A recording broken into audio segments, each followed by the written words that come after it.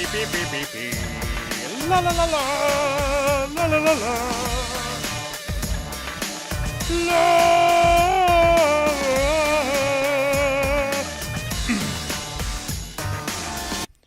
What's up, everybody? Welcome to another lovely Friday in, I was going to say in the neighborhood, but you're not in my neighborhood. Well, some of you are. Oh, Steve and Dennis are. Steve and Dennis are in my neighborhood. Who else is in my neighborhood? Who knows? We're out here in lovely smoke-filled Western Washington, really just losing our minds out here, losing our health. Slowly but surely, every little bit that goes by, we have inhaled more and more and more and more smoke. It has been a wild week of ridiculous amounts of smoke. Let's take a look. Oh man, do I have the window region set properly? Nope, I don't. Look at that. You guys get to check out some of the control panel. Let me remove that real quick. Remove. Add source. Screen capture. Oh, come on now. Button, button, button. There we go. Yeah. I have to reframe this one for you guys here again. We're at this right now. We've come from this, whatever this color is here, hazardous, to very unhealthy, and then starting this morning at about 10 a.m., a little bit of air moved, and now we are in the dark orange, which is still unsafe. No. Is that unhealthy? Yeah, it's unhealthy, unsafe for sensitive groups. And I got to tell you guys, I've not been more irritated in a long time by the weather. I'm not somebody who gets down and freaks out about the weather or anything like that, dude. But when the weather is smoke, I don't know what to tell you guys. I don't even know that it is a weather pattern, but it literally, like, to give you guys an idea, there was a day that was supposed to be 80 degrees out and sunny, right? It turned out it was 64 degrees and smoky. Which, it's just like, dude, come on now. Can we, but it definitely is, it is definitely a sign of it being the year 2020. We can't even have the outside be normal anymore. So, I come to you with, hey, just love in my heart, let you guys know it is 2020. We're all in the middle of the struggle. But let's just continue moving on because at least it's Friday, and that means that we hopefully have a day off or two here for a little bit coming very soon for a lot of you folks. I believe I have one day off this weekend, maybe, but seems doubtful at this point. I've got a lot of work to do. I'm staying very busy, as always, and the stupid weather has really not helped. The smoke weather, I don't know. It's ridiculous.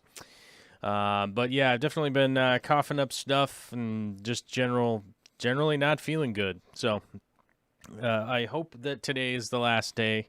It has literally been more than 7 days. So it's been a bit. You know what I mean? It's like we do pretty regularly get like 1 or 2 smoke days, maybe 3 a year, something like that. But they're not A, this extreme, or B, this long lasting. You know what I mean? It's not, in the grand scheme of things, it's not that big of a deal to stay inside for like 2 days. You know what I mean? It's like, this sucks, but considering how much we've had to stay home because of the pandemic on top of it, I think there's a lot of people out there in my neck of the woods that are kind of losing it. You know what I mean? But let's give a shout out to people here before we get to today's topic, which today's topic is the purely nature aquarium versus aquascaping and where I fall in the place where I fall in those in those categories. But let's give a shout out real quick to Rehab Harris Sarah, you're not tricking me with your backwards name. I'm not falling for it anymore. Dave's Aquariums, Big D Smoke, Joel G, Fish Tank Barn, It's Nature Man, Michael Sarr, Rico Stan, Janice Lundberg. Now I got to scroll. Alyssa Bentley, Mirdul Singh, Fish Tank Barn. If I didn't say hi, I'm saying hi again. As I scroll down here, John Doe. John Doe is here, you guys. Do we know who he is? He's John Doe. Jessica Taylor, Andrew Kolsvari. I always say your name wrong. Laina, thank you. I have to see if my local fish store has any. Whoa, what are you guys talking about? Scarlet Battis. Or the Elosoma gilberti. Nice. Tony Franzen. Tom Patterson. I'm running out of names. I'm going to scroll down here to the bottom. It's getting confusing. But good to be here. Today we're going to talk about, frankly, the idea of the nature aquarium versus aquascaped aquarium. As we know here, of course, in this lovely community, we know the difference. But let's go over what it is I'm kind of talking about. That each group, in my opinion, I see a lot of people that have the holier-than-thou sort of attitude towards either one, where it's like, oh, well, I'm just, frankly, a nature aquarium. All I do is just, my tanks are natural, and I just let them do whatever they're going to do, and that's nature, so I'm natural. And it's like, okay, it's a bit much, bro. You know, like if you wanted your critters to all stay natural, why don't you just keep them out in nature that's already provided? And then, of course, we have the aquascapers that do have a tendency to get a little high and mighty with their manicured lawns and whatnot, with their meticulous nature. They're really weird freeze-frame pictures that are almost always staged, like the filtration is removed and all of that kind of stuff. And personally, I find myself falling somewhere in between those two and trying to manage to not accidentally fall too far into either one. Today's live stream, I'm kind of talking about the differences of the two as a precursor to a more edited video. So if you are somebody that's here that's like, dude, this is weird and rambly, I come back later and you can watch the edited video. It's all good. But for now, I'm just going to kind of talk about the things that irritate me kind of about the two groups and where I try to fall in the middle. Because sort of my idea is taking the natural style, the Dutch, and the sort of, I guess for lack of a better term in my brain, would be like sort of the Japanese Iwagumi style, and smashing all three of them together. That's sort of my thing, is that, like, I like a landscape that has a nice flow to it. First of all, I like something that has flow, that has height, high areas, low areas, not too much clutter. But I also like the manicured Dutch style, and I also like Iwagumi.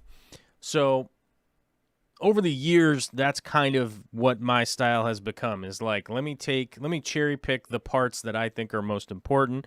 And one of them is from the natural style aquarium of going, look, I want this to emulate the best that I can what is happening in nature.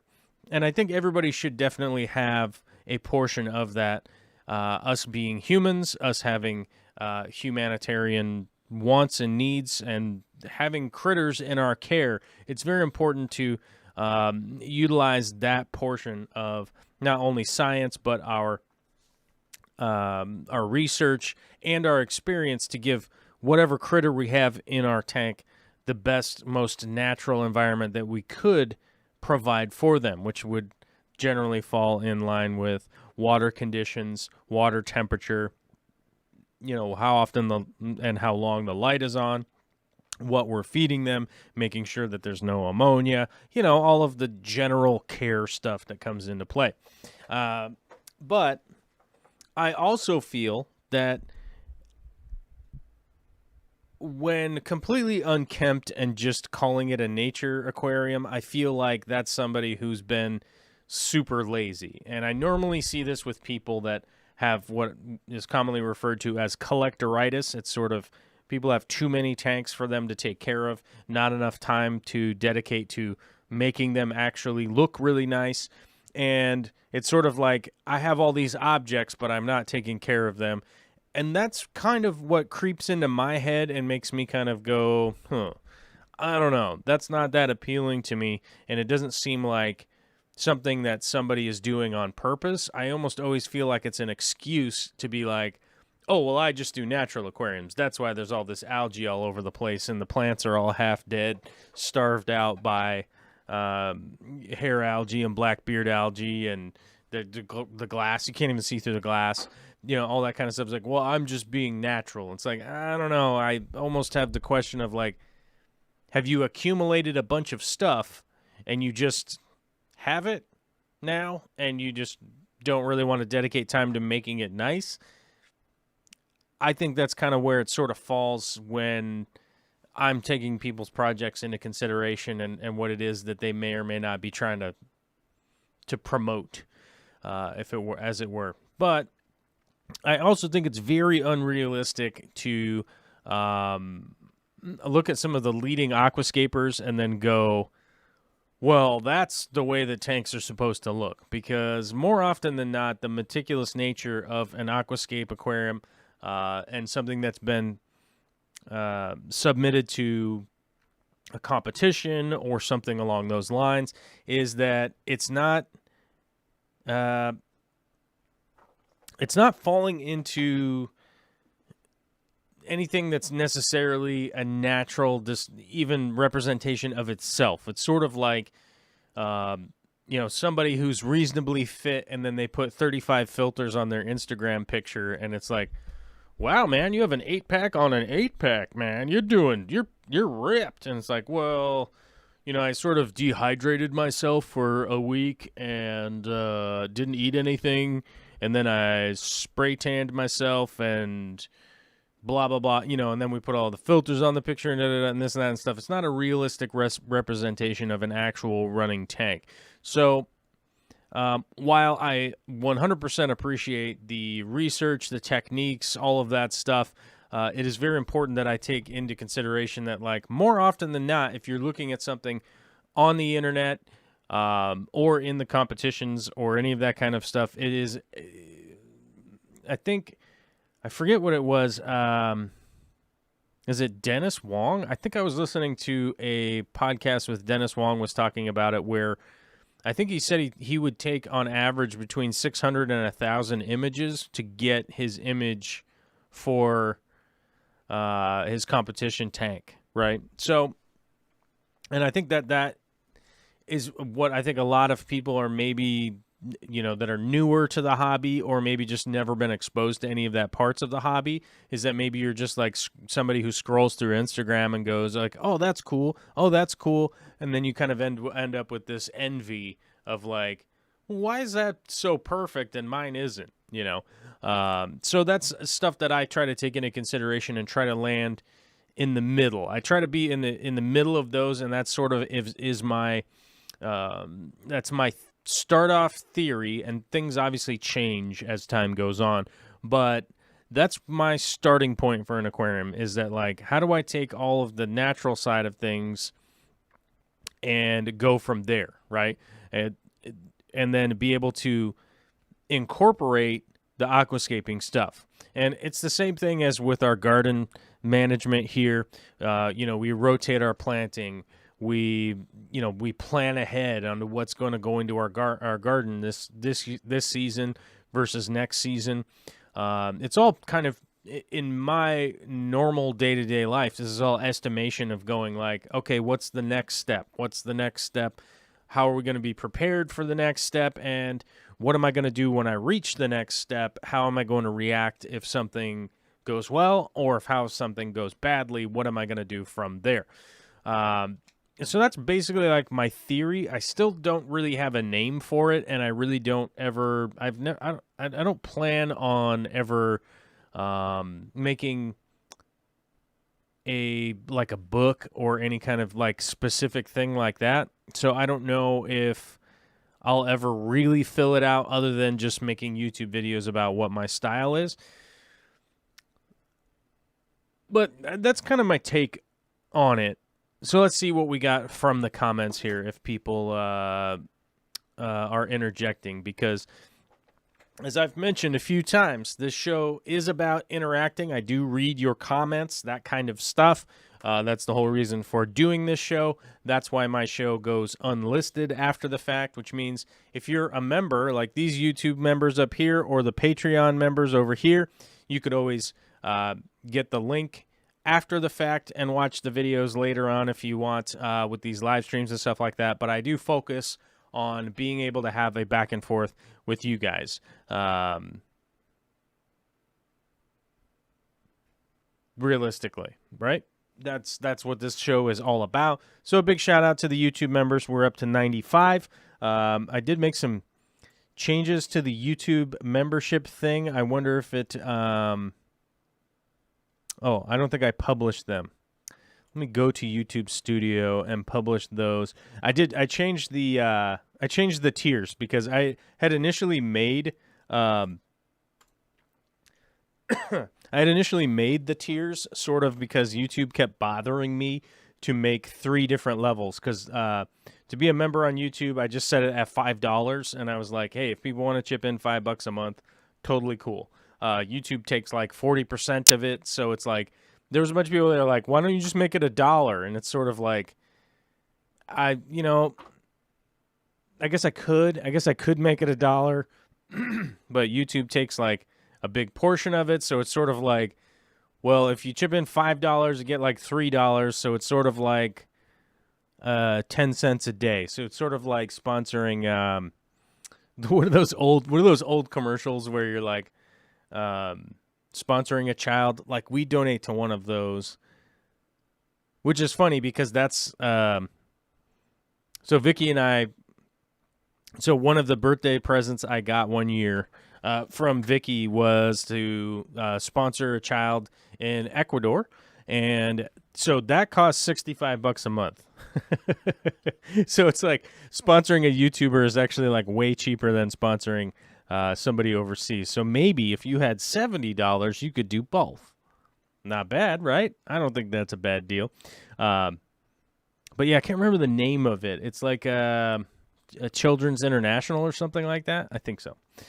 Anyhow, I changed the tiers, and because YouTube was telling me that I had to make 3 tiers, and we have the $100 producer tier on Patreon.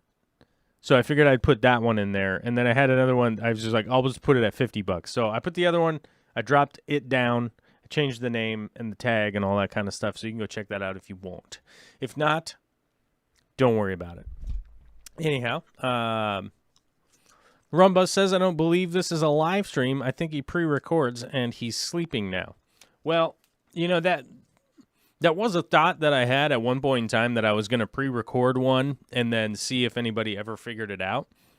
But I think that would honestly betray... I mentioned this either Monday or last week. I don't remember. But I think it would be a funny prank, but like, I have like 1,000 people that watch this channel. I even got the report this morning.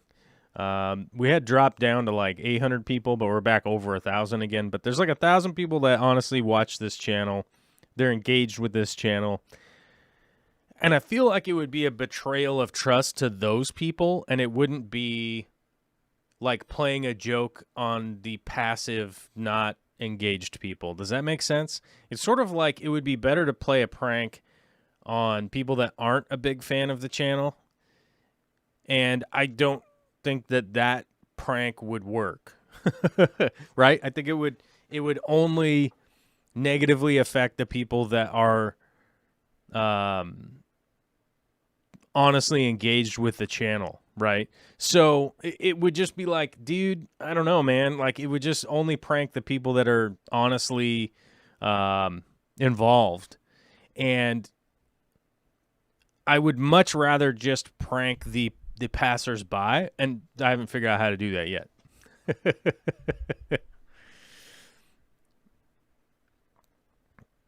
Yeah, Rumba says green screen the pre-recorded video as a background and then walk in after 5 or 10 minutes. Now, the funny thing is, if I was to try and do that, which I think I could pull that off, I think that would work. I could probably pull that off, but here's the thing. Like, I'm such an idiot with running the live stream programs, right? The running the programs themselves, I probably would run the video with no audio or something, right? And on accident, like not on purpose. Like I would have the system sound turned off or something on the software, and I'd be like, "Oh man, I'm pranking everybody super hard," and they would just be like, "Yeah, there's no sound on, there's no sound, and the prank wouldn't even work because the people would figure it out, and they'd be like, "There's 900 comments in the chat about there being no sound." And I would have not responded to them. And it wouldn't work. So, I don't know.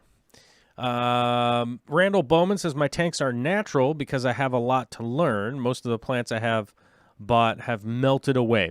Yeah, now that's a natural learning curve for everybody. That is a relatively easy fix, because I can honestly say the biggest issue that you probably have, I'm just guessing, I'm not in your house. I don't actually know. Is that you're probably likely not testing your water. That would be my guess. Let me get a link, copy, and then I have to find the YouTube window so I can open the chat back up. There's the chat. All right. And so I would highly recommend getting this test kit, or you can go over to aquariumcoop.com. They have a bunch of test kits there too, like test strips would be the thing. I know a lot of people talk about using test strips and that kind of stuff. That's like the real kind of thing, is that a lot of people are inconvenienced by testing. So that's almost always my biggest recommendation to somebody that's new. Start testing your water on a regular basis so you get used to it and you start to understand, like, oh, last time I tested, I was, my nitrates were like off the chart, or I had nitrites, or I had ammonia, and my plants died or something, right? Now, I'm not diagnosing what you got going on, right? But with the information of what is happening where you're at, you're going to be able to make a legitimate, experience-based, educated decision on what is going on as you move forward, right? John Doe was asking about live food. I'm going to answer this real quick because he just mentioned what I was going to mention. Mosquitoes. He was asking about live food that's easy to deal with and that kind of stuff. Mosquitoes. Mosquito larvae is the easiest live food in the world, because you don't even have to go anywhere. If you have a bucket, you put water in it, you'll get mosquito larvae. Easiest one to do.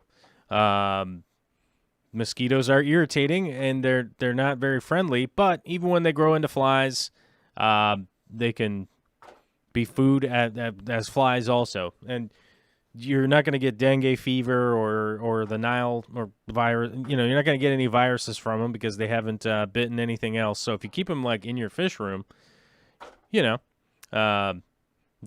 won't hatch as anything with any kind of virus or anything like that. So yeah, mosquitoes is the easiest.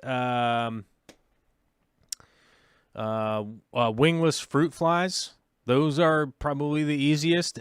Brine shrimp with the brine shrimp hatchery over at Aquarium Co-op. That thing is new.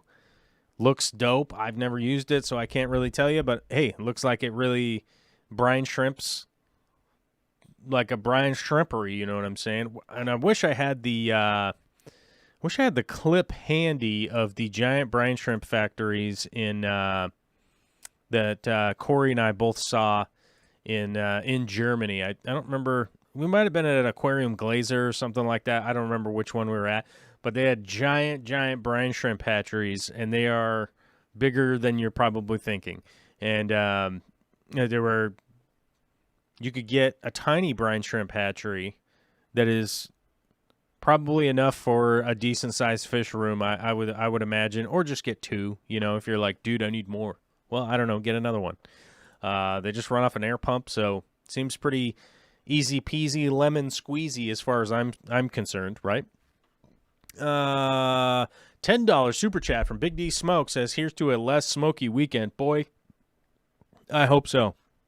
You guys know I had all that upper respiratory stuff earlier this year.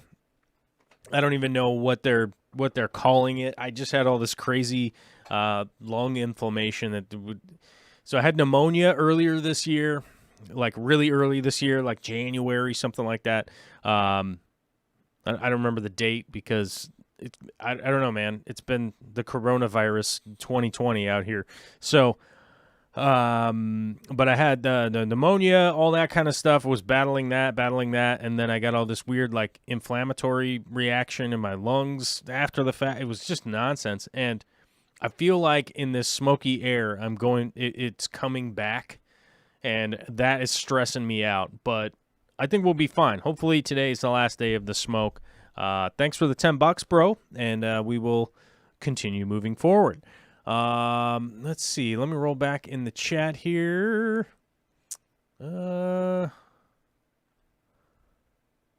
Dr. Black 66 has a good mosquito larvae collecting video. Yeah, Dr. Black 66. I think we're gonna be on his live stream again maybe this week. I don't know. He kind of invites me on sometimes, and then sometimes it works out and sometimes it doesn't. But I like going on and chatting with the Aussies. It's kind of my new favorite. Like, hey, let me get on somebody else's live stream and chat about some stuff. It's kind of fun. There's been no travel this year, so that's I guess maybe the easiest way I could travel and like say hi to people from other countries or whatever. Rod S says, "I view the competition aquascapes as fine art that I admire and appreciate, but not what I aspire to achieve. I just enjoy growing plants, but like some art to it, like the Dutch aquascapes." Yeah, I think that's really, if you had like Dutch aquascapes, the Iwagumi aquascapes, and the natural nature tanks, if it was like a triangle, I'm trying to fall right in the middle of that, and not end up going one direction or the other too much. You know what I'm saying? So I'm realistically working right now on kind of a little video series around that, which it might end up just being one really long video. I'm not sure. I'm not 100%. It doesn't feel like a video that I want to break up into a bunch of little ones, mainly because it's just like, in some weird way, it's like more of a pain to upload a bunch of short videos than it is just like one long video and be like, well, only 100 people watched the long video. Like, oh, well, kind of thing. Instead of hoping for like 6 short videos to perform well, it's like you can at least have just one failure and then move on to the next thing. I think that's realistically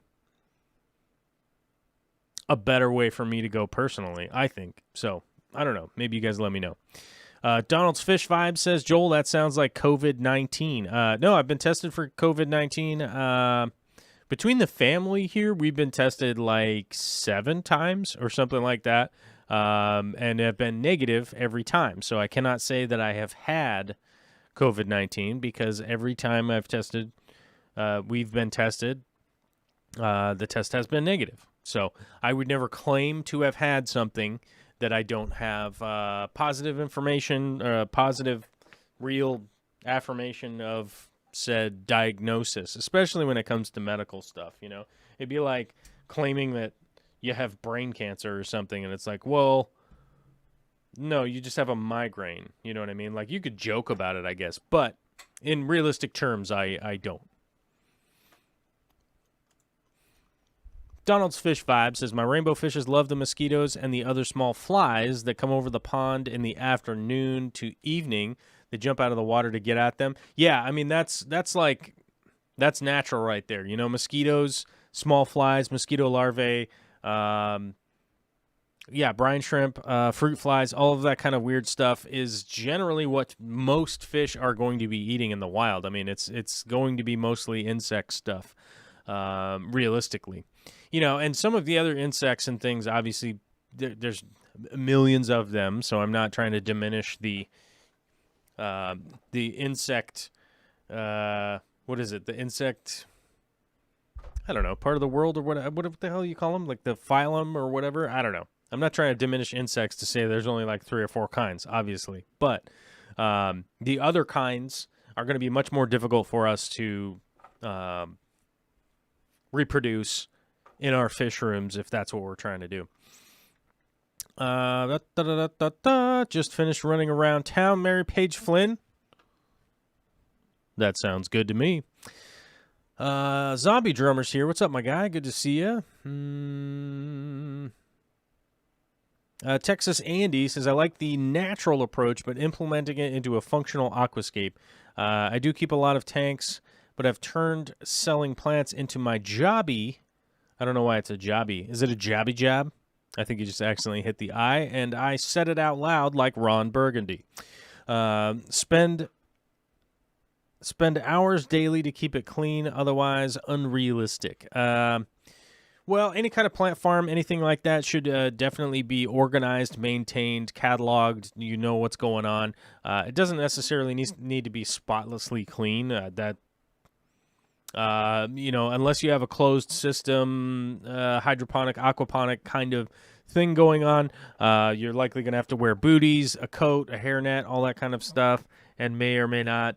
You definitely do have to wash your hands, and generally speaking, wear a hairnet and a mask when you go into any good ones. So it seems to me like if that's what your job is and that's what you wanted to be moving forward to, so I would start implementing some of that stuff now. There's no reason not to, if that is going to potentially be your career and that's your plan to be your career.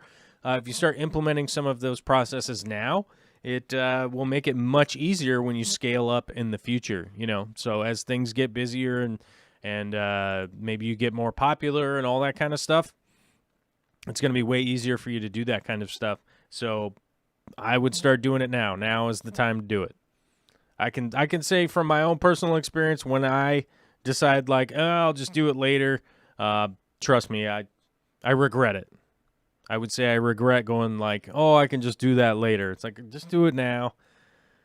That's just life experience right there. That really doesn't even have to do anything with aquaculturing or growing plants or any of that kind of stuff. I'm just try to do it now. You won't regret that.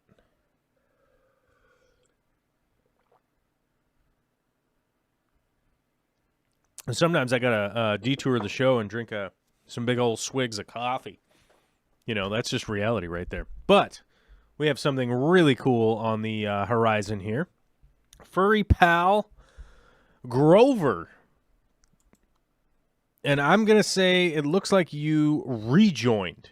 You may or may not have had the accidental credit card expiration kind of situation, or maybe you fell on hard times and now you're back. Either way, thank you very much for becoming a member during the show. How cool is that? I appreciate it. I really do. It might sound like I'm just saying stuff, but dude, I forget who it was. Somebody was, with lack of a better way to put it, somebody was acting a fool the other day. And when I say the other day, this might have been months and months ago, because the coronavirus timeline, they get people like me starting to lose my mind in the repetition of weirdness that's going on in the world now. But they were like, man, all you want to do is be making enough money off YouTube so that you don't have to do a different job. And I'm like, yeah, dude, that's why I am doing a thing right? So it'd be like all like what you want to do is like make YouTube videos and like help people with their fish tanks. Like, yeah. What at what juncture and what point in time did that like just suddenly like come into your brain, dude? You know what I mean? Like, you know, I mean, it's like, yeah, I would like to be able to pay all my bills with this. Obviously, I will be doing other stuff and still building things and working with places, you know. Now, somebody asked me, like, just a friend asked me, they weren't acting all goofy or nothing, but a friend asked me a while ago, they were like, well, what if you were making like $100,000 a year doing YouTube or whatever? And I was like, well, I would probably still be doing the other stuff because obviously $100,000 a year is a lot of money, but it's not, you know, you don't do that for 1 year and now you're retired for 50 years. You know what I mean? It's like, I would invest a lot of that money, A, into my business, and B, into my retirement, which is only an astoundingly minuscule amount of money, which I cannot tell you that I didn't get stressed out about that the other day because I legit was looking at my retirement plan and I was like, oh, I have $2,500 in my retirement. That's not good. Because it's not good. That's the opposite of good. That's bad. You do not want to be 40 years old with only $2,500 in your retirement. That's totally stupid idea. So I'm going to start putting money in there.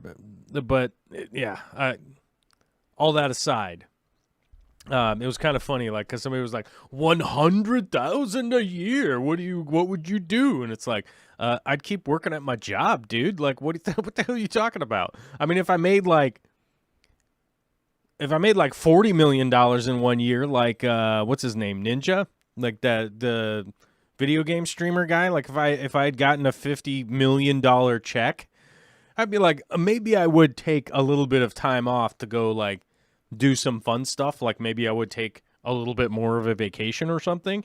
But the reality is, like, if somebody gave me a $50 million check, I'd be like, dude, it's time to go build stuff. We could hire people. You know how many people I could pay?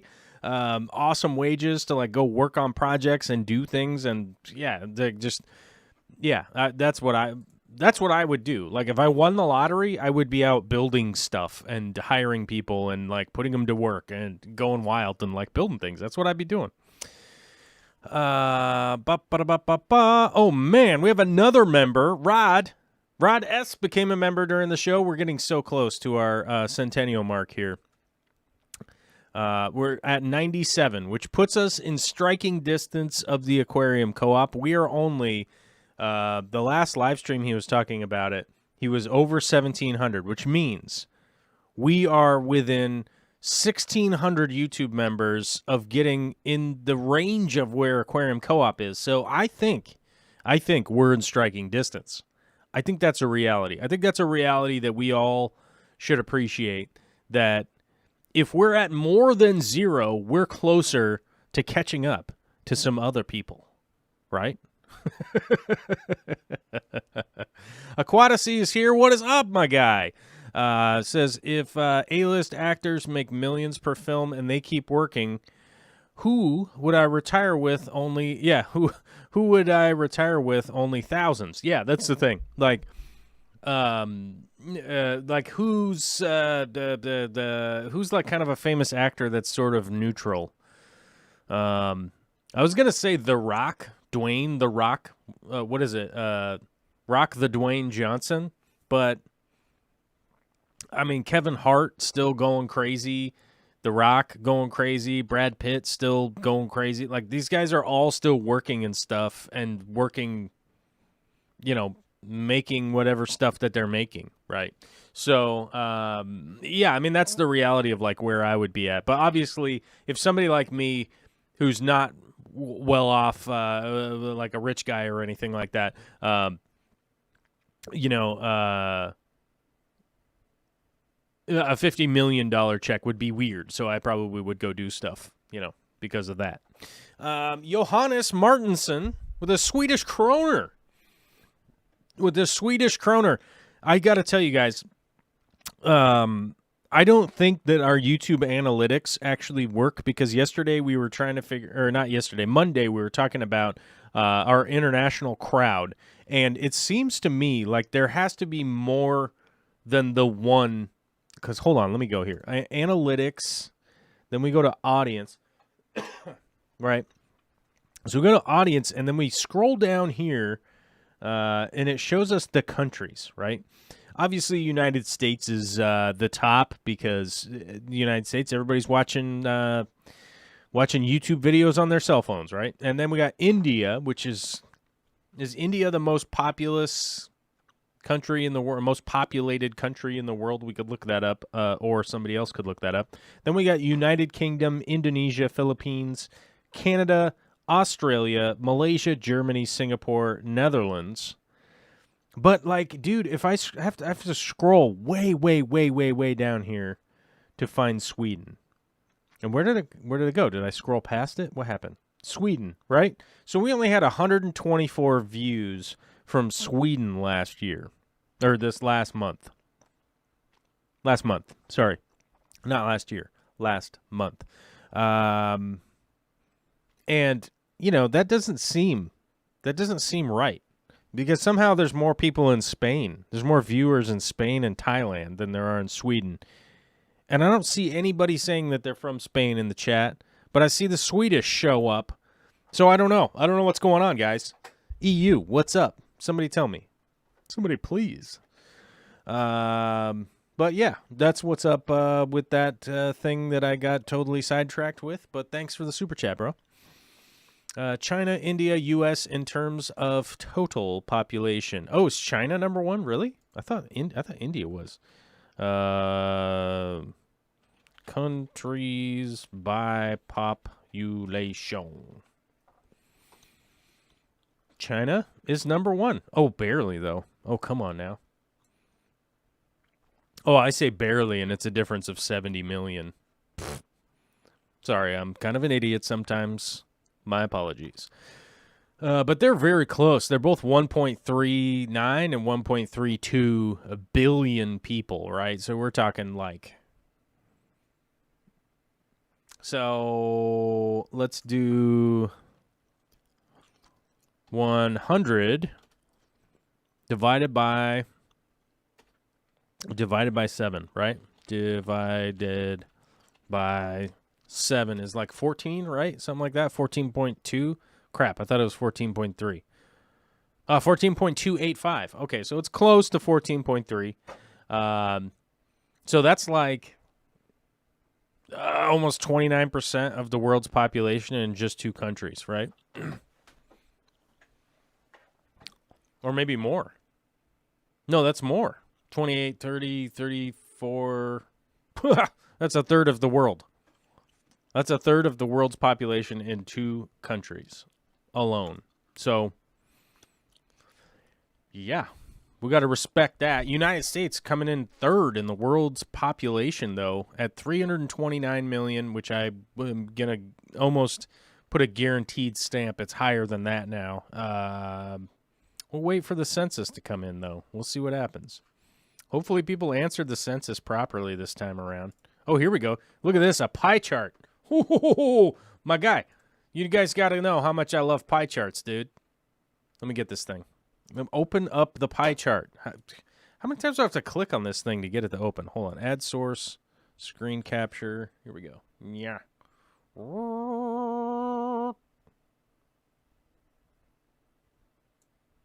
There. There's our pie chart. And you guys, I love pie charts, dude. I don't know why. Something wrong with me.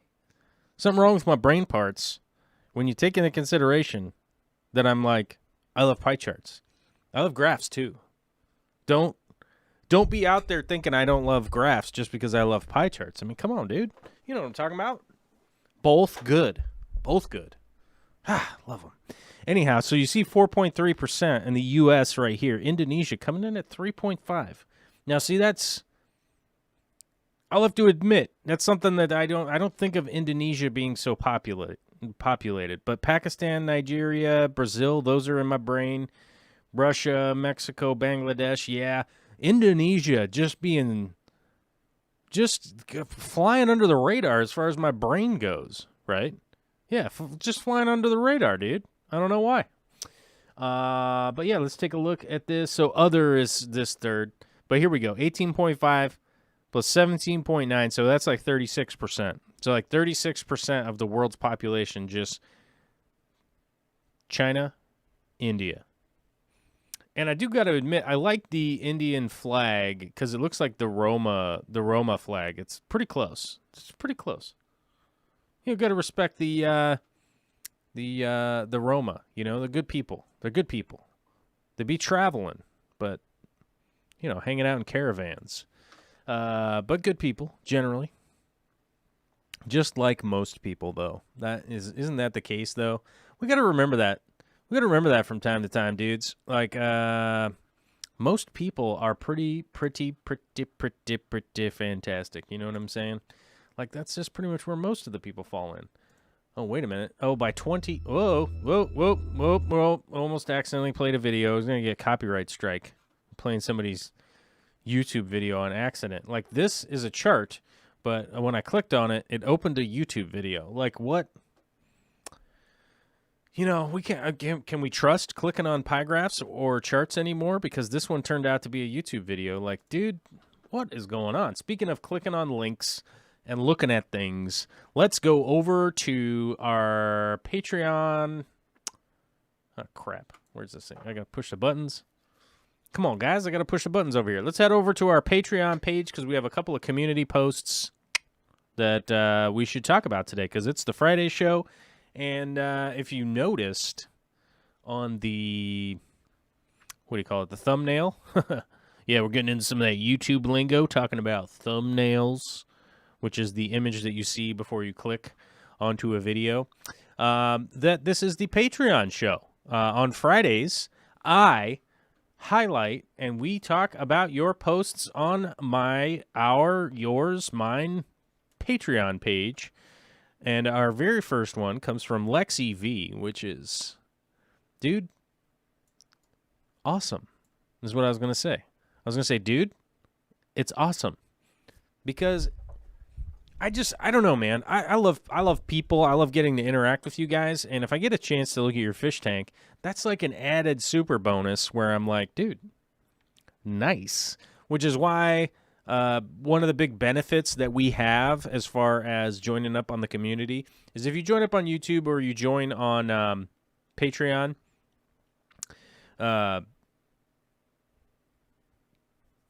if you join up on Patreon, you get to join our Discord. That's kind of whatever you want to call it, the gatekeeper of being able to join up on the Discord.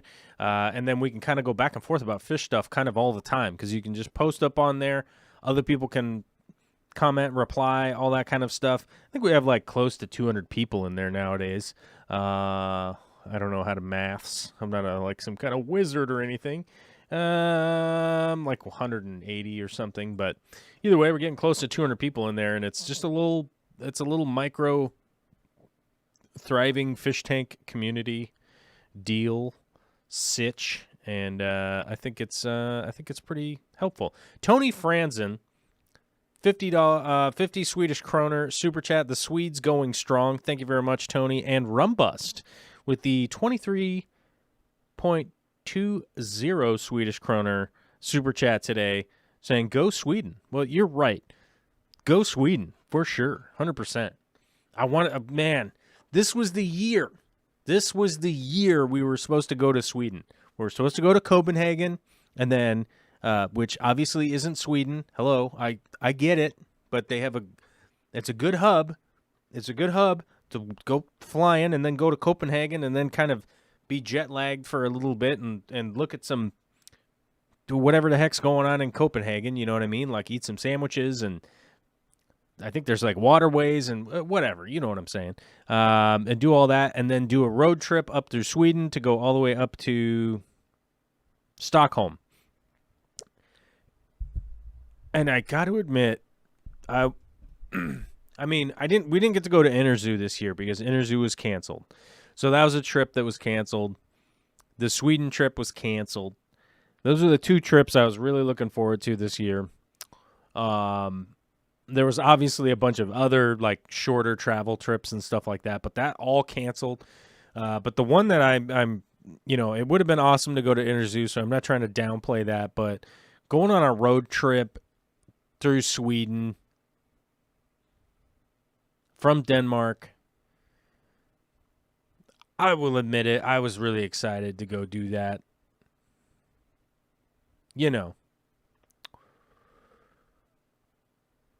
And 2020, it's just been a year of strong disappointments, you know what I mean? So, yeah, it is what it is. But you know who's not disappointing? Lexi V says, it's been a while, but I did a complete rescape, so I thought I'd share. The previous scape was really dark.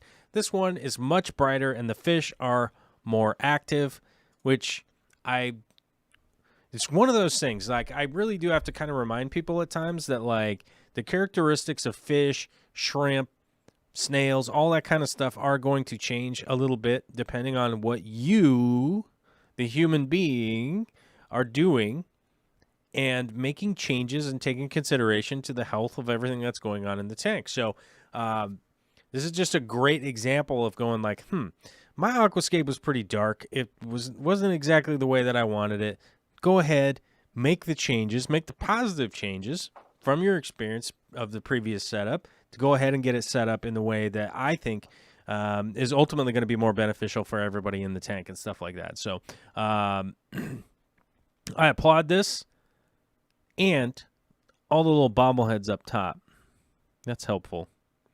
I like little bobblehead guys. I don't own any little bobblehead guys, but I do. I respect the bobblehead game. You know what I'm saying? Like I respect that a lot. Then I've been playing around with, speaking of brightness, where is that? Hold on. I gotta go to my orders here. Gotta go to my orders. Let's search the orders. Let's go light. That'll probably get us on the right track. Yes, this Twin Star light. I've definitely been playing around with this a little bit. I can see why people really like these Twin Star lights. They seem to be quite effective.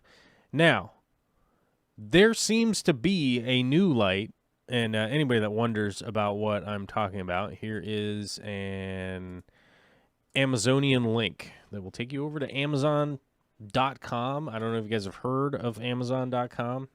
It's a thing. It'll take you over there, and it'll let you know what I'm talking about. But be aware that I am an Amazon affiliate, so if you go and buy stuff from Amazon after clicking through a link like mine, you're basically going to give me advertising money. Did anybody hit the likes today? Oh my God, did we hit enough likes?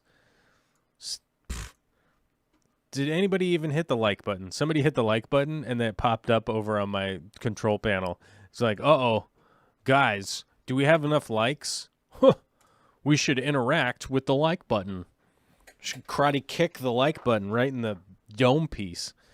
We should karate kick the YouTube algorithm right in the eyes by just chatting nonstop and leaving comments on everything forever, right? And watching every video 100 times over. I don't know. It gets frustrating, though. It does get frustrating to not be trying to play that clickbait game, you know what I'm saying? I'm trying to not ever play that clickbait game. I don't have a perfect track record, but I'm trying. Oops, I scrolled too far. We have a great account here from our buddy, your buddy, my buddy, all of our buddy. Buddy. I should call him Buddy from now on, because it doesn't make any sense, and I might as well just continue to make 0 sense. Mike Howie, a.k.a. The Fish Tank Barn. If you haven't checked out his channel, he posts videos about all this stuff that he's working on. Fantastic dude. Love this guy. And he posted a post here about a week ago. I got a letter from the city. I got a letter from the city and wanted to check my property for cross connections as it relates to plumbing. I had taken a survey and mentioned the fish barn. I looked more into cross connections, and it basically is a situation where contaminated water could be sucked into the water system with a loss of water pressure. I went to Home Depot, purchased a pressure vacuum breaker valve, so about $150 in plumbing parts, and about an hour later, I had installed the valve. Well, the city came out today and everything went well. Thought I would post in case anyone else came across it. Now, my first point of contention here, this exposed vacuum breaker, this thing is going to get damaged in the weather, especially where the fish tank barn is. So do your best to insulate the crap out of this thing. I know it's probably already on your mind, but I feel like I must mention it. I must mention it because I have to. As a guy who does plumbing all the time, I got to tell you, this thing being exposed, I mean, it's installed-ish, correctly-ish, but it being on the exterior like this, you really got to protect this thing because this thing will freeze, crack, and be damaged, and you'll have, at the very least, you're going to have to take the top off and replace the vacuum breaker seal, and you don't really want to be messing around with that. Mike says, I have a cover on it. I just had it exposed for the picture and for the inspection. Yes, I know Mike is smart enough to make sure that this thing doesn't freeze, but I just, like I said, I have to say it because if I hadn't said it, it'd be like, oh man, I probably got to mention that on the next live stream because I didn't say that you should worry about this thing freezing. I personally have replaced a bunch of them that have gotten frozen, so I can tell you that's important. Now, in most restaurant applications, industrial applications, anything like that, you have to have vacuum breakers, check valves, all that stuff all over the place. I can tell you one of them that we installed went to 8 different water lines. It was a manifold to completely halt any kind of cross connection, any kind of backflow issues, any of that kind of stuff.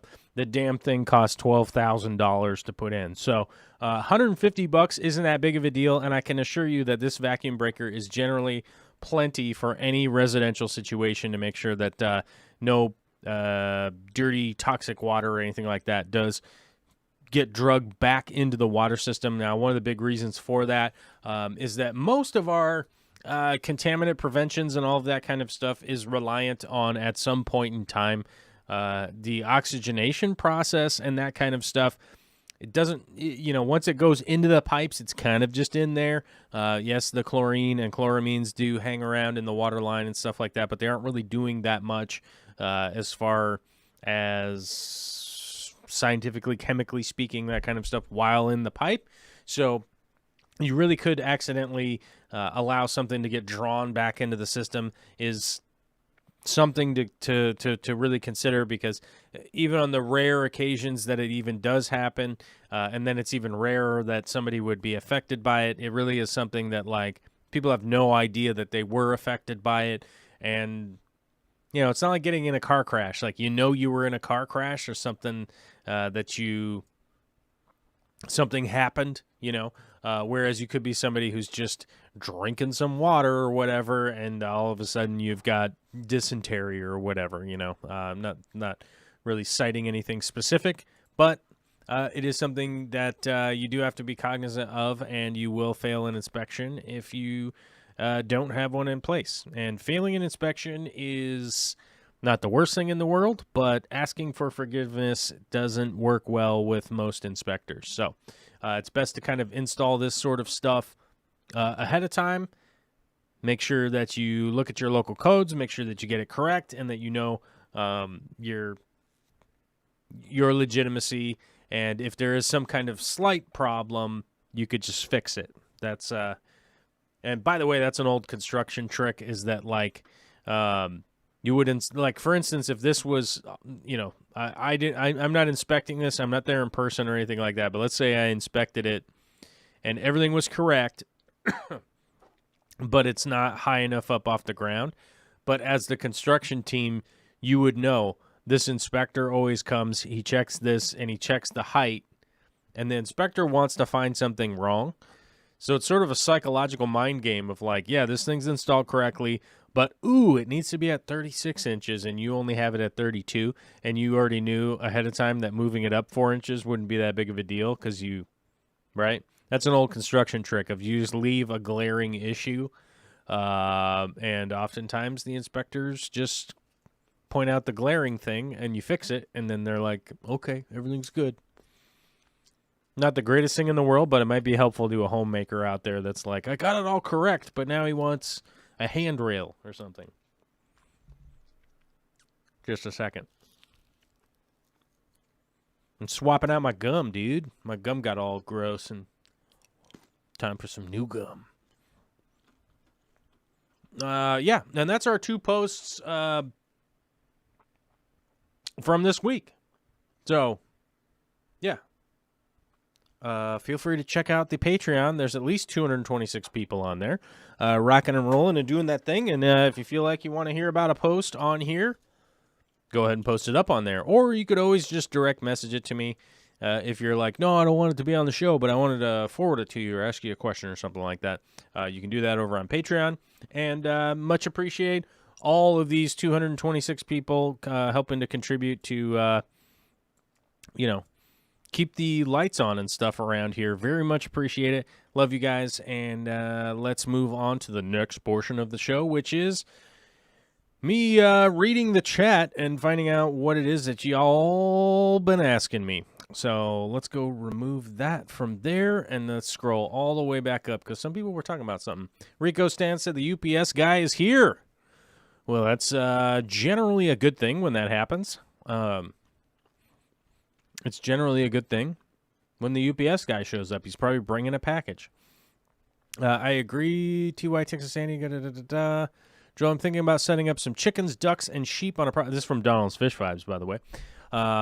Ducks and sheep on a project piece of land until I decide to build. A little skittish about building right now based on the current affairs. Thinking about setting up some chickens, ducks, and sheep on a project piece of land until I decide to build. Okay.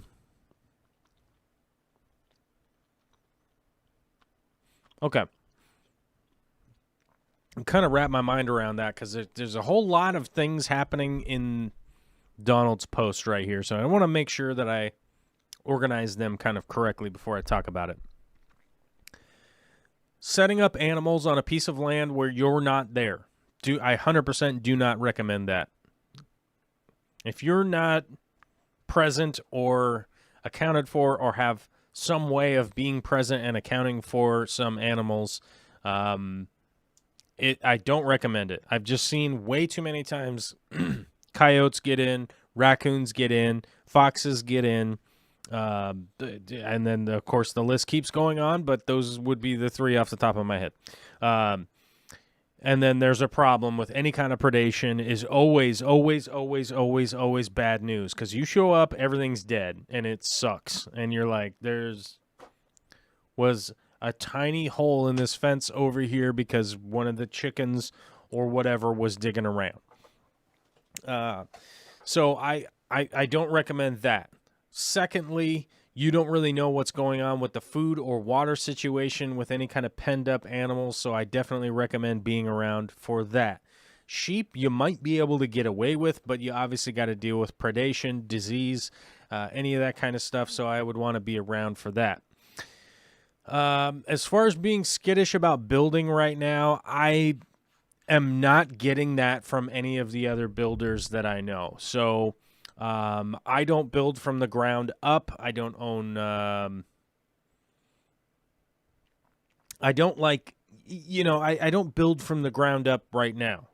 I don't build foundations, and I don't own I don't subdivide property and put a bunch of houses on it. It's not against what I would be doing or anything like that, but it's just not something that I do. But I do have some close friends and acquaintances that actually do that. They buy land, they subdivide it, they develop it from all the way from nothing, and then all of a sudden it's like a suburban neighborhood. I do have some close buddies that do that, and I was talking to them recently about what's going on with the building projects. What does the housing market look like? And the reality is this. Everyone's going to need somewhere to live. Everyone will need that at some point in time. And generally speaking, the majority of the time that people are alive, they're going to need somewhere to live. The United States doesn't necessarily have a shortage of units for people to be living in, like housing units, but we have a shortage of quality housing units. There's been a lot of shady building practices, which we're not going to get into right now during the live stream. You guys know my opinion on that mostly. If you guys were interested in the book of the month, I still actually have my copy sitting right here on my desk. This will give you a great idea of like how a lot of the houses and neighborhoods and stuff like that were built in the United States over the last 100 years of developing.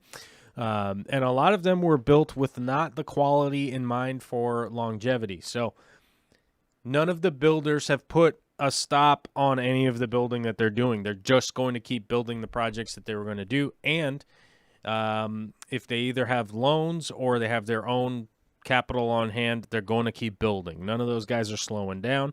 None of the remodeling people are slowing down. They had a temporary stop, but it wasn't for very long to help slow the spread of the coronavirus this year. But they stopped for a while. We mitigated with some mitigation, some safety practices, some new implementation of how people are working, and we seem to be moving right along. But none of them are forecasting slowing down or not building. So I would say if you're going to be building, go ahead, go for it. And if that's your plan, and if you are worried a little bit about the supply chain or any of that kind of stuff, then what you want to do is get with somebody who, either an architect or somebody like that knows purchasing in your area, what is going on with the market price of that kind of stuff. So you might not know anybody. Hold on a second. I got to cough here because of this crappy weather. Hold on.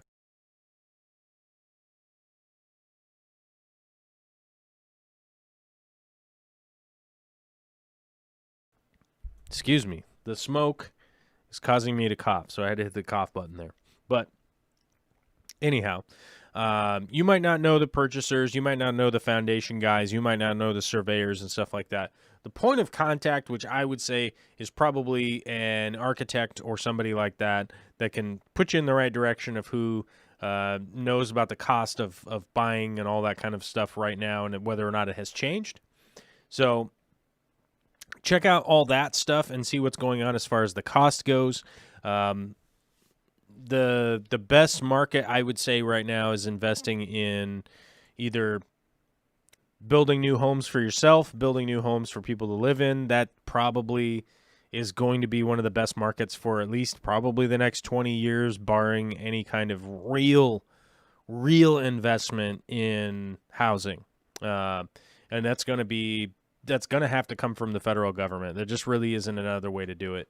You know, I don't think anybody out there has the ability or the capital to back up a loan to start building, 20,000 houses at a time. It's just not going to happen.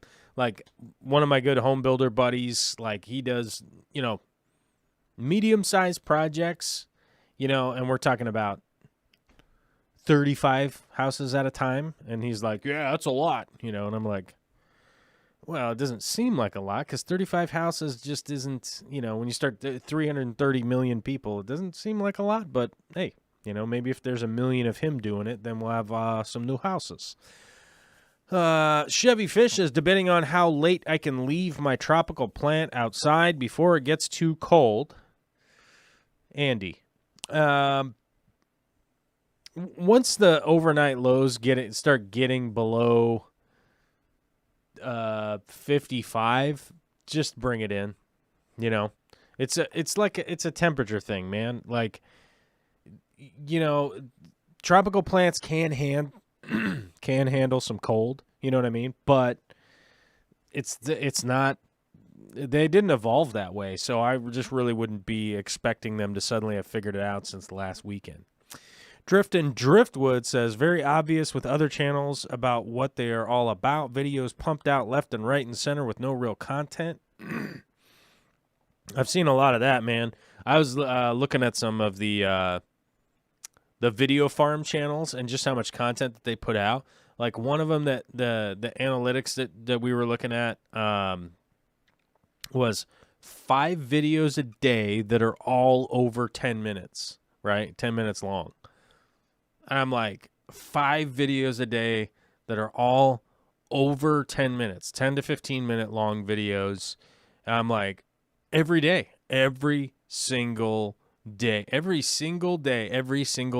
That's what those, video farms put out. And it's like, oh my God, it's just amazingly, and it's all just the worst content you've ever seen. People eat it up. I don't know why.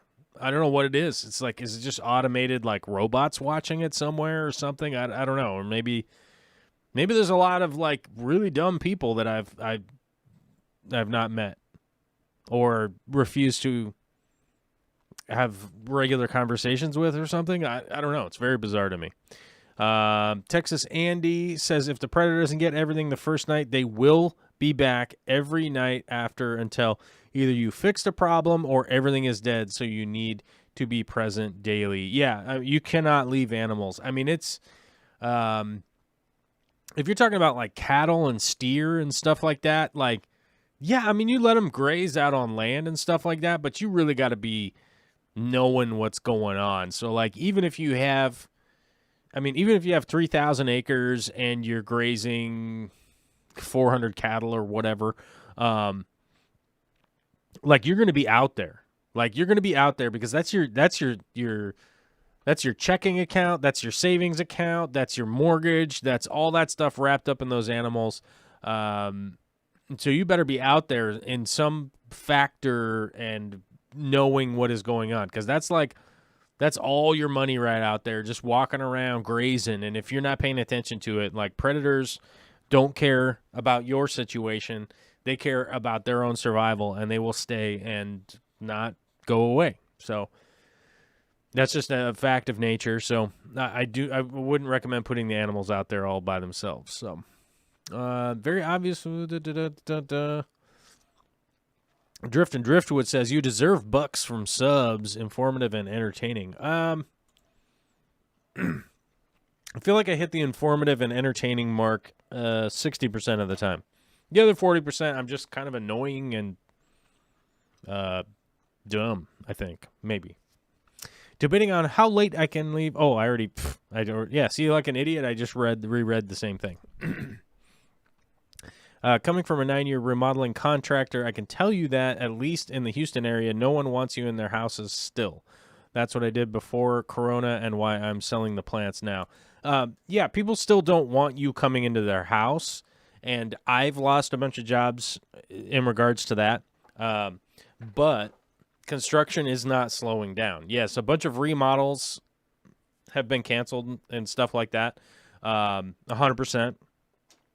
And I get that. I get that the economy has dropped, but we're talking about new construction here. None of the new construction has stopped. None of that has stopped, and that was specific to the question about building on the land. So, I mean, if you wanted to build on the land, then go live in it and remodel it all in 1 year. It seems a little bit weird for me. So, remodeling, yes, is problematic. Like there's a remodel going on down the street, and the way that they did that was kind of interesting because so the guy remodeling the house, they moved into the house. The guy's staying there 24 hours a day, and the family left. So the family just like left for the 2.5 weeks while they remodel. And like the contractor just moved in there while they were gone. So I thought that was kind of interesting. Like people are starting to figure out like, what can we do here to make things work and continue to get stuff done. So things are starting to happen. I think obviously that's a big, giant extra step for somebody to have to make. But if you're like trying to figure out how to make your job work so you don't like lose your business, like maybe you got to kind of think out of the box and maybe make some weird sacrifices like living there. And maybe that's not the lead contractor. Maybe that's just like one of his roofers or something that's staying there in the meantime. I don't know. Guess if I want to, Dave's Aquarium says, guess if I want to breed the angels, I need to build a rack. No community breeding in my display tank. Oh, man. You just got to get them to breed on stuff that is movable. Oh, and Dave says the bristlenose cat versus angel fights have been getting more common. I was going to play Dave's bristlenose video on today's show, but I think that's going to have to happen on Monday because I couldn't figure out how to get it downloaded and to play properly. I don't know. I was having a brain fart situation earlier today, and I don't know. Like I said, I'm dumb sometimes, and I just fail at things sometimes, and I failed on that one. Big D Smoke says it's been getting better here in Tacoma. Uh-oh. My package of foam has been delivered. I was wondering why the dog was barking. Let's see what. Yeah, I needed these little foam pieces for a project I'm working on.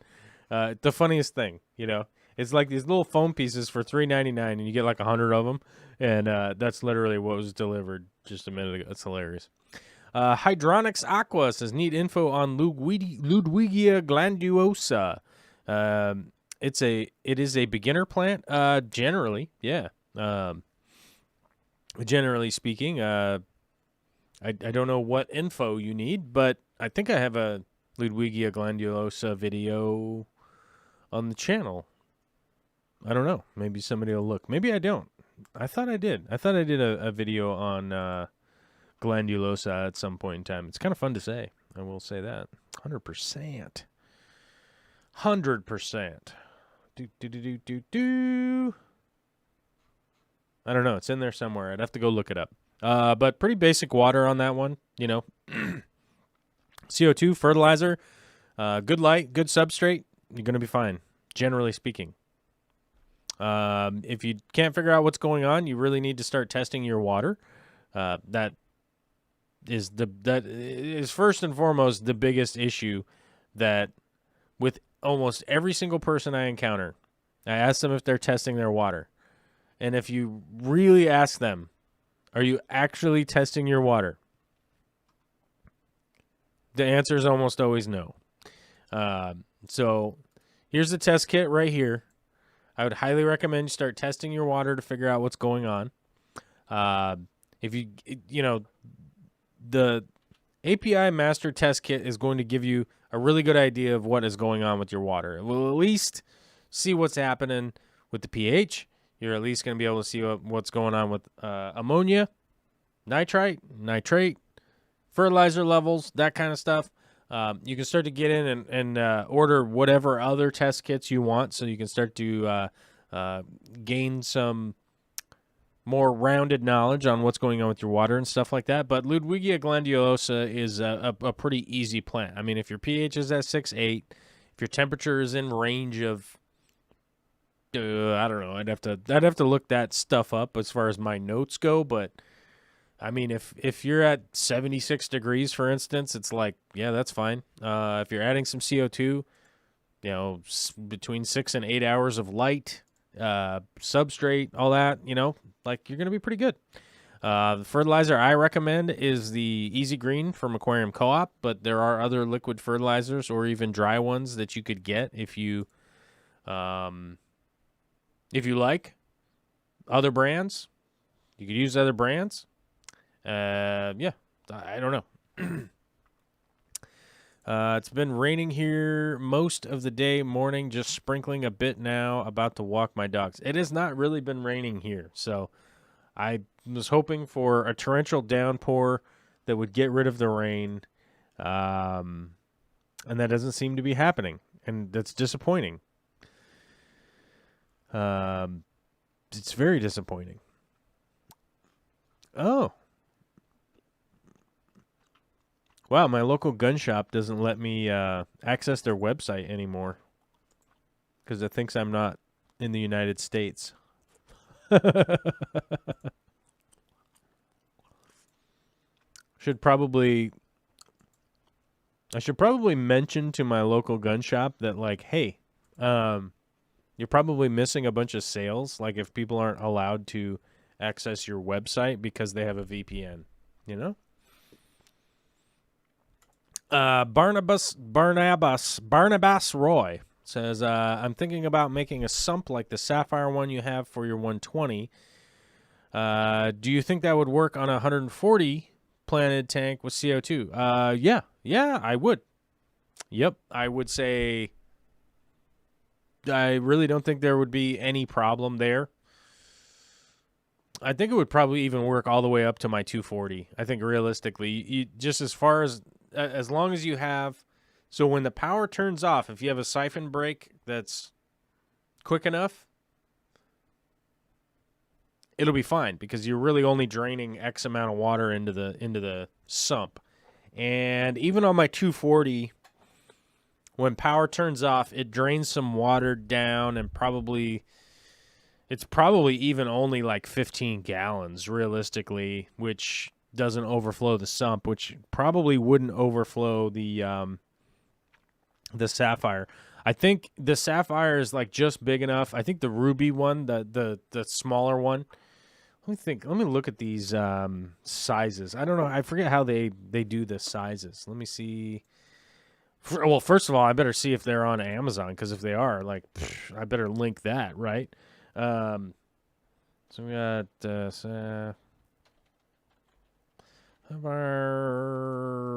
some. Yeah, I don't know. Let's just look it up on Amazon. No, this is all just like sump tubing. This is the worst. Come on now. It's not from eShops. Wait, who makes it? Well, let's look it up. Let's look it up on the regular Googles. Sapphire sump CR44 trigger. Okay, it's Trigger Systems. I'd forgotten. Trigger Systems.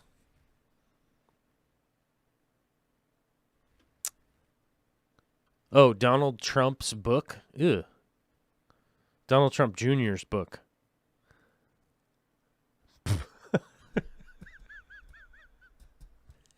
Oh, man. If you're a fan of that guy, I feel bad for you. I really do.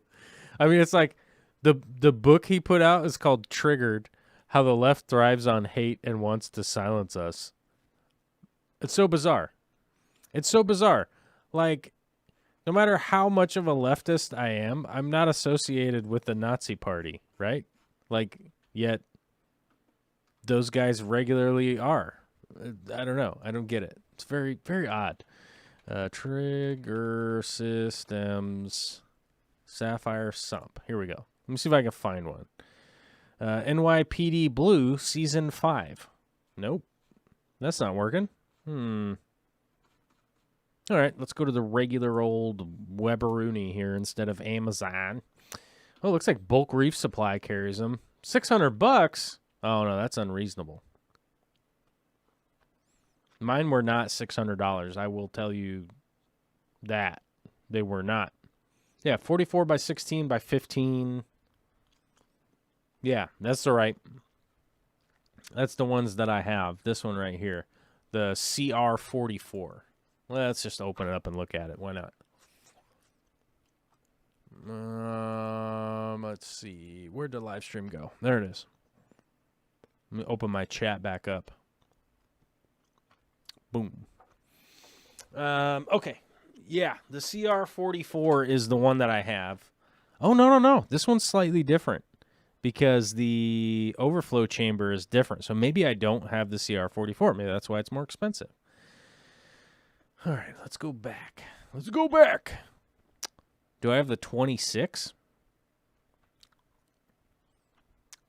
I don't think I have the 26. Oh, I do on the 120s. It might be the 26. Hold on a second.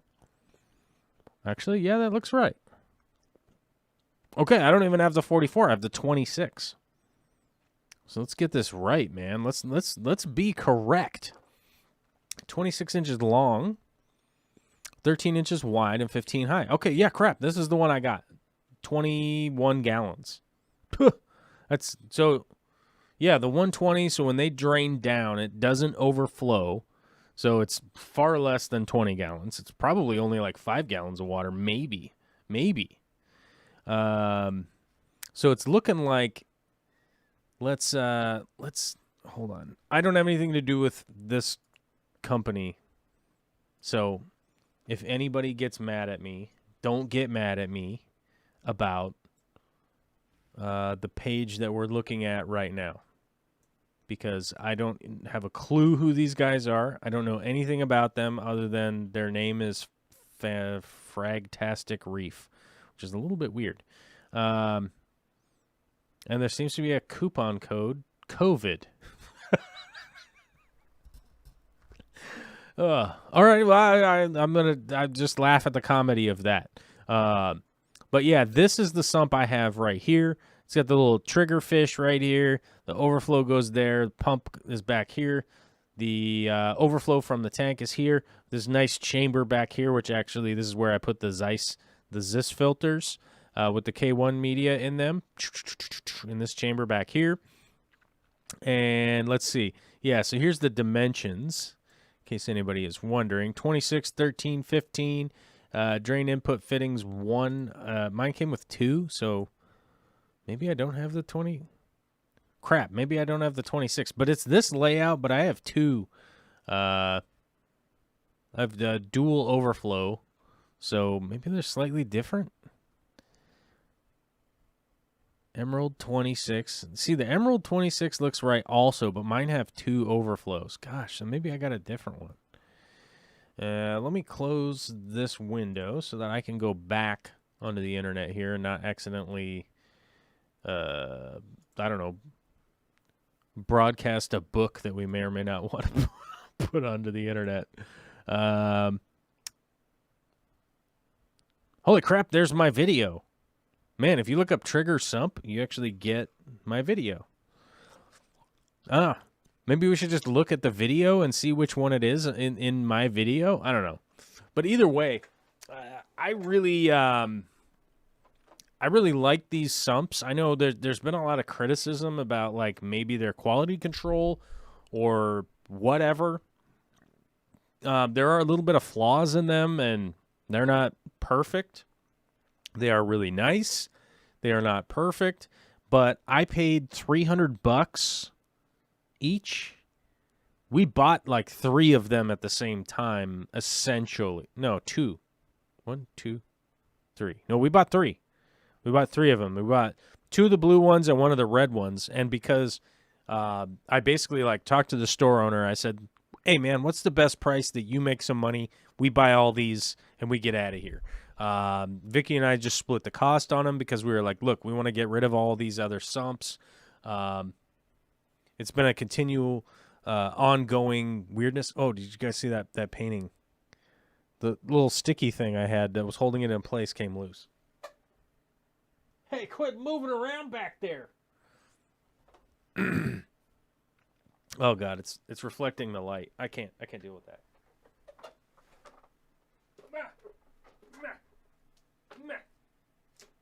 Stick. Oh no. Oh no. Where is the sticky part? Oh, it's at the top. I was pushing on the wrong sticky part. Okay. I just have like a temporary.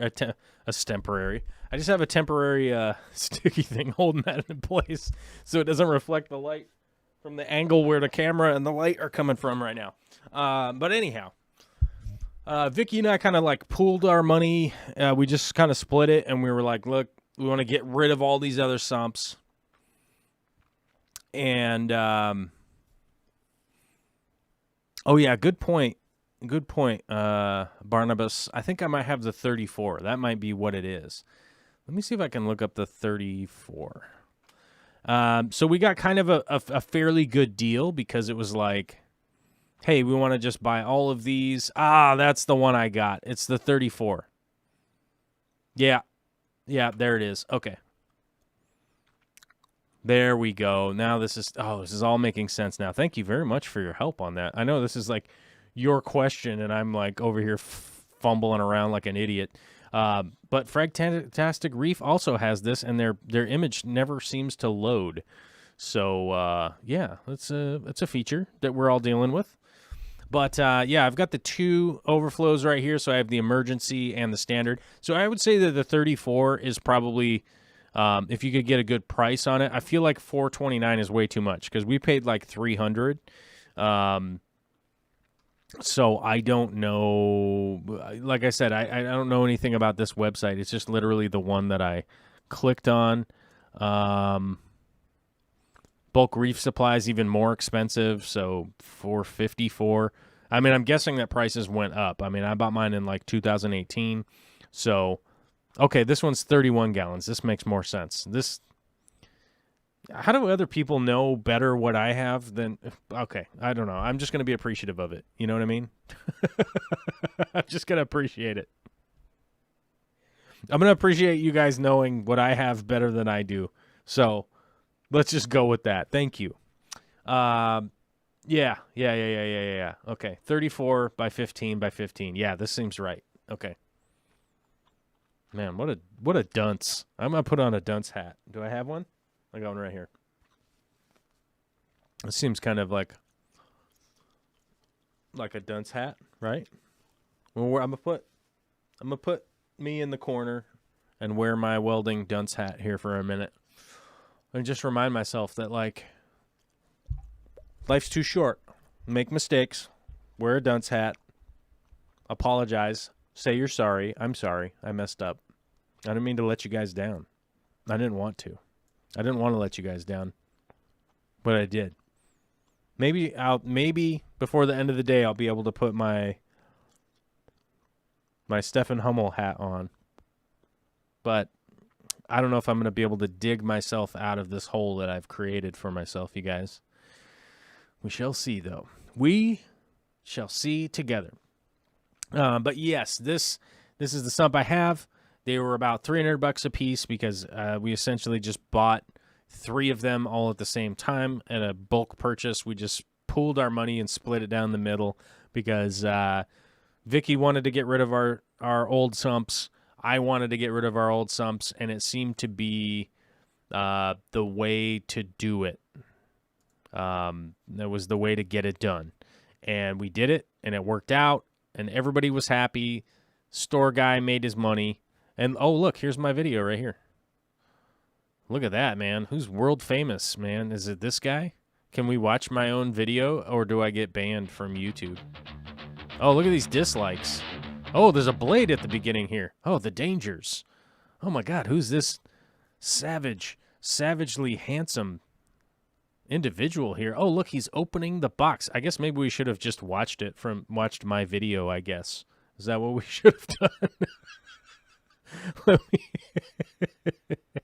Hold on. I got to fix I don't like the framing. Remove that one, and let's reframe it. Add source. Go like this. Man, how good is this video?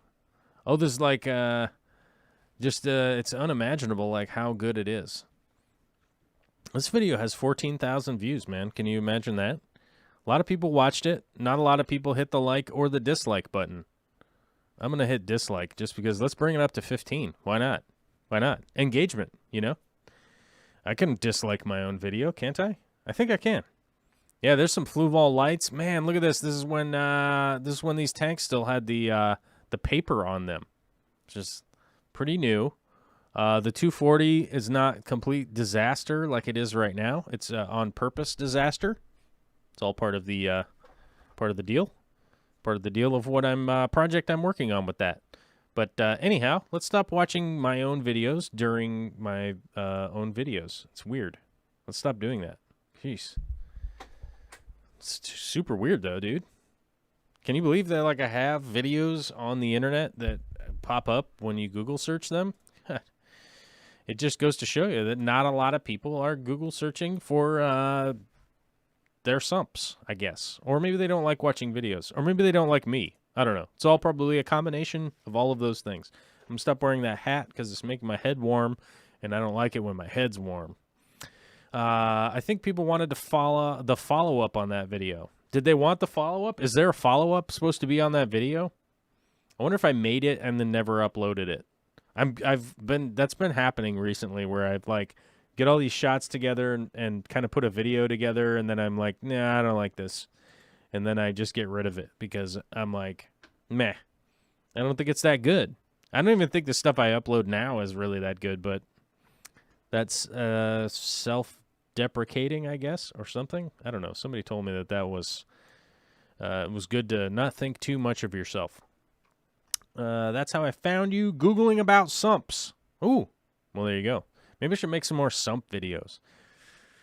I'll watch that video, It's Nature Man, and see what the follow-up is. Oh, I think the follow-up video was plumbing or something, I think. Maybe? I don't know.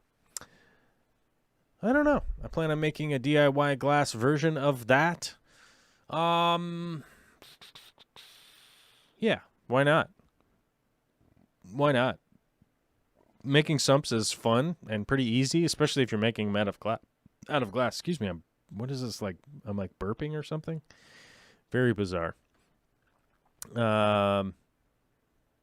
Yeah, so you could definitely make a glass version of it. If you're going to make a glass sump, I just would say wait for the $1 per gallon sale. It's a lot less of a pain. You could cut the pieces of glass that go into like a 40 breeder. It's basically the same tank. It's like 36 by, what's a 40 breeder? 40 breeder is like 36 by 18 by 18, so it's like a little bit bigger. Or you could get like a 30 long. That would be fine, or 20 long even. Yeah, any of those tanks you could definitely make a sump out of. And they're only like $40. And I'm thinking like last time I bought glass for doing tanks, I think the total amount that I spent on glass was something like $600. I bought a bunch of sheets of glass and I built a bunch of tanks, and then I built them and then I put stuff in them, and then eventually I sold them off, which I don't know that I regret. It's not really the word, but it's almost like, oh man, I want that tank shape again. And I'm like, I'm probably not going to build that tank because I just don't really have time to build tanks, these days. I really don't. I wish I did, but I don't. What's going on here? I have something stuck to my head. Oh man, it's like I had a thing stuck to my head. Look at this. It's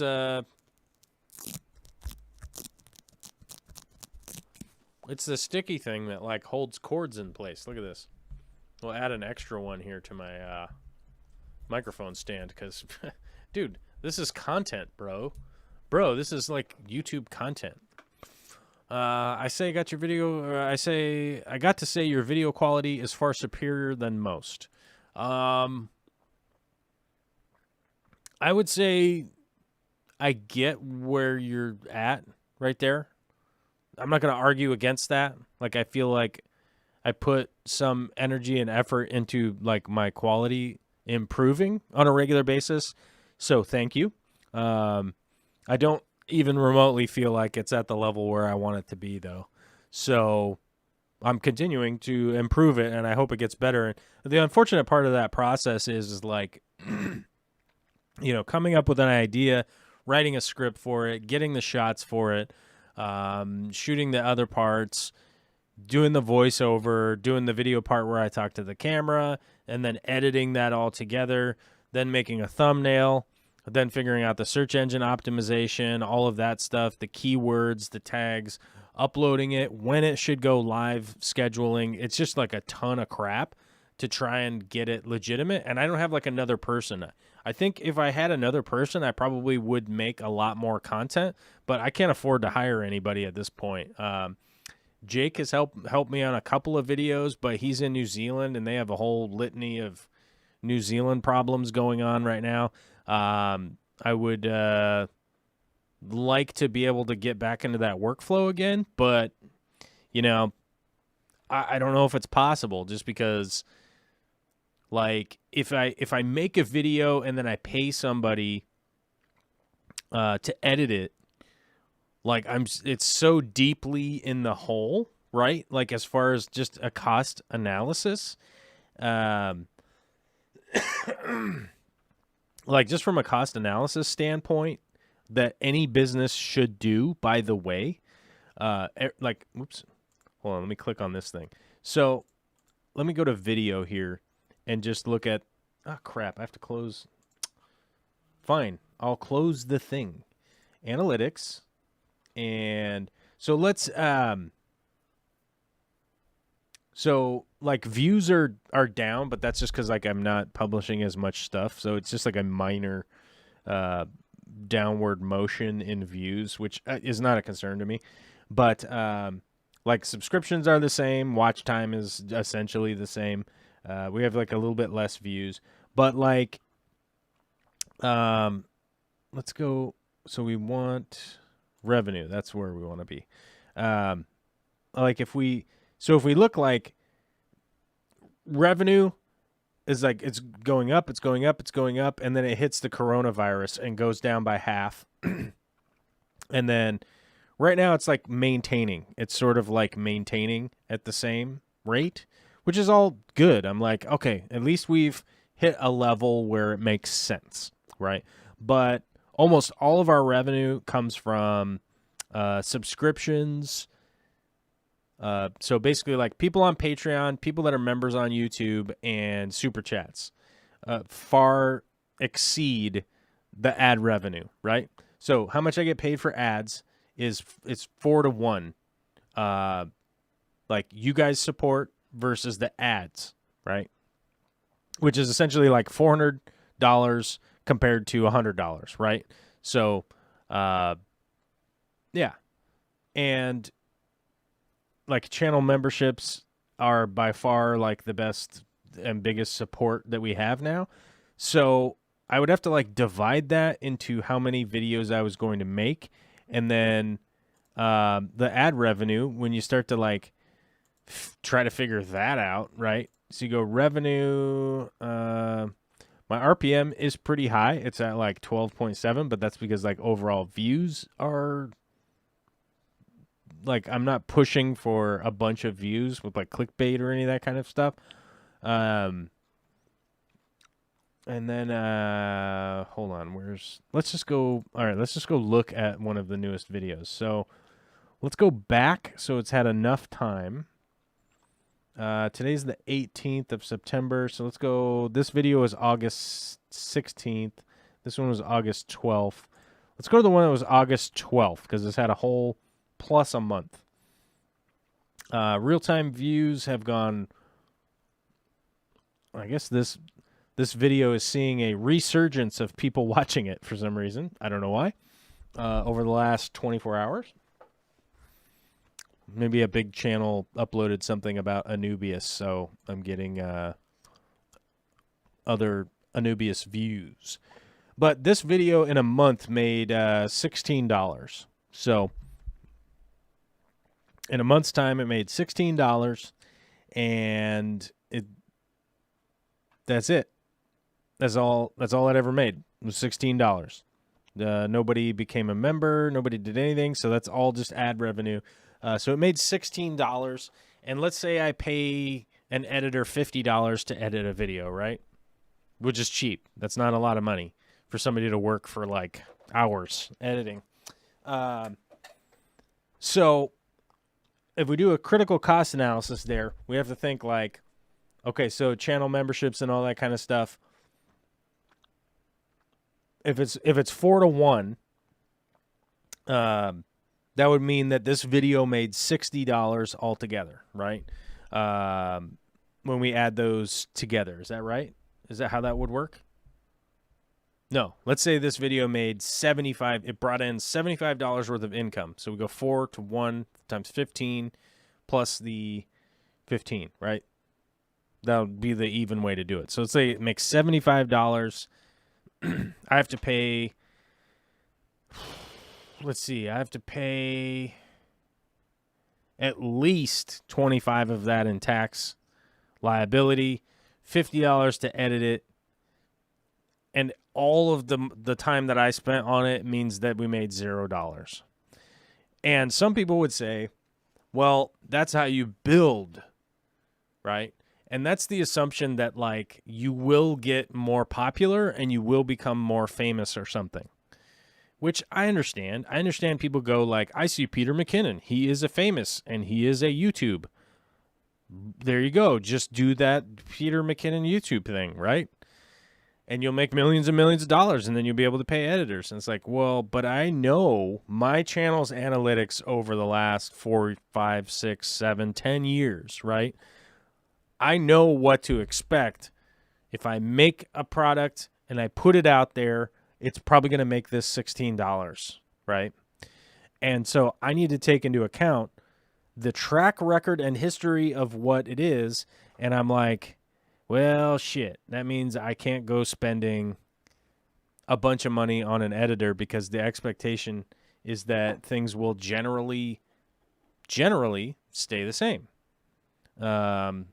So yeah, I can't just really put all my eggs in that basket and go like, well, I'll just be as famous as Peter McKinnon someday. It's like, well, that's not like a good business plan. That's not exactly a good, oh, I'm going to take all this money and then I'm going to spend it all. I'm going to have zero money at the end of the month. And then my daughter over here is not going to have any dinner or a place to live because we can't afford the mortgage. So I take all those things into account when I'm going through this kind of stuff, and I just continue working, you know. It's Nature Man with a $5 super chat, says thank you. And thank you, It's Nature Man. I really do appreciate it. I really do think, like, I still am firmly with both feet planted in the, like, as a community, we can continue to create content, and we can continue to, like, help small creators, people that are coming up. I'm just so happy to be a part of what I consider to be a good community. I don't have a giant channel. There's not a giant bunch of people here or anything like that. We're just doing what we're doing, and we're just continuing to move along. And on a personal aside, I want to look at something real quick. On a personal aside, we want to go over here to this post. Can I go to this post? Oh, well, let me click on that. So let me go like this. On a personal, a kind of a more personal post from this last week, and let me get my. I've been opening up the source here button here a lot. Luckily, it's digital, and I'm not wearing it out. So we can go like this.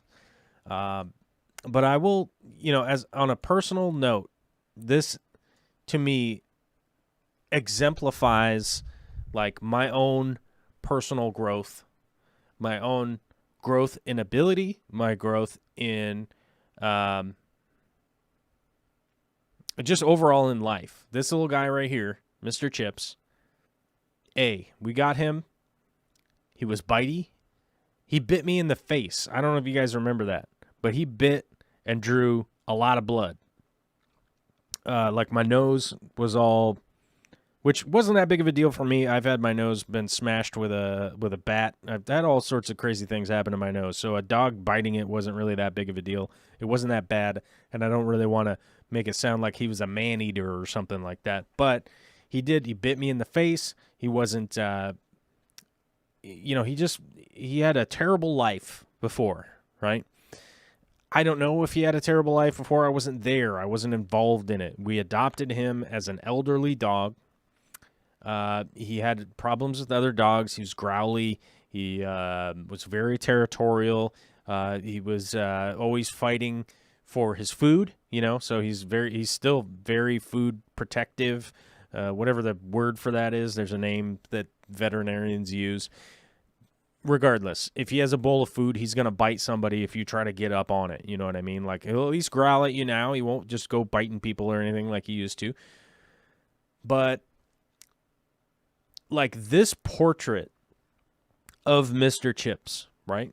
This portrait of Mr. Chips exemplifies my own personal growth and my ability to, work on an art form that I was involved in when I was a very young man. I was a very young teenager. And I was doing photography and darkroom work and all that kind of stuff. I really liked it when I was young, but there really wasn't a path for me to continue doing that. It was so expensive back then to even just develop your film. You know what I mean? Like, you couldn't just offload it into your computer and then work on it. But I could say that from my own personal experience that, like, I'm able to take a portrait like this now very nonchalantly, right? Like, this was realistically, 8 minutes of, I got my camera out, the dogs were outside, nothing too crazy. I was able to offload it onto my computer, put it into Photoshop, or not Photoshop, Lightroom. I don't have the one you pay for. I was able to put this into Lightroom, edit it, post it up, and now it's out there in the world. It's something that exists. So I'm very grateful of where I'm at. You know what I mean? Like, I don't have, 100 million views a month or whatever it is. Peter McKinnon, Casey Neistat,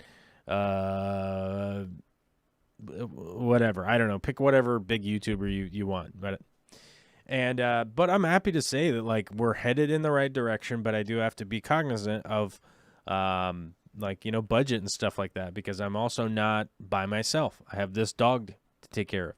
I have a baby to take care of. We have a mortgage here. We have to get groceries. There's a whole litany of stuff that y'all know about. I'm not talking about anything that you guys don't know about. Of course you do. And as much as I would love to work on more and bigger projects and stuff like that, and bring other people in and editors and all that kind of crap, I don't think I'm going to hit that point. So my point would be more focused on what I'm doing and just try to do better at it. Dave's Aquarium says, my sump is a 75 bought during DPG and found a 1/4-inch plexi. Total investment for that was $80 plus pump and plumbing, like $200. Yeah, it sounds about right. Yeah, if you can find something used or whatever, like, definitely go that route, because you don't want to be dumping a ton of money unless there's a good reason to do it. And when we bought those sumps, it was the right time to do it. I had money in my my business account for YouTube. It was like, okay, I've got enough to cover that. That could be this month's stuff. We can make the videos about it, which I did. So it was a thing, and we did it. And realistically, it was a loss of money. So that's the kind of stuff that I really have to take into account long term, and not get ahead of myself on projects and stuff. Food aggressive. Yes, there you go. He has food aggression. That's right. He has lots of aggression for outside things outside of his body. Yeah, I think, oh man, we're 2 hours in. That's why I'm rambling on about weird stuff and I'm getting too weird and ethereal and bizarre and talking about feels and that kind of stuff. So I want to say thank you to, oh crap, who's our supporters today? We have two. Push the right button. Viewer activity is the one. Big D Smoke, Johannes Martinson, Tony Franzen, Rumbust, and It's Nature Man, all super chatters today. Furry Pal Grover and Rod S became new members today, which, as I mentioned earlier, dude, that's one of the best ways that people can support, and that's pretty easy at just like $5 a month. That's not overwhelming, but it's a low pressure sale because you don't have to. Well, there goes my alarm. All right, time to get to work. Back to plumbing, assembling some plumbing parts. That's what I'm up to, I think. Nope, I have to sand. Some projects. Look at my calendar. Yeah, sanding. Oh crap. Yeah, looks like I have to sand some plumbing parts for not me. Okay. That's what I'll be doing. But I want to say thanks to all the super chatters, thanks to all the members, thanks to all the patrons. Very much appreciate it. 100%. Hope everybody has a fantastic weekend out there. And just contemplate over the next minute while you listen to some rockin' jams, my bros. You know what I'm talking about. Rockin' jams. Oy!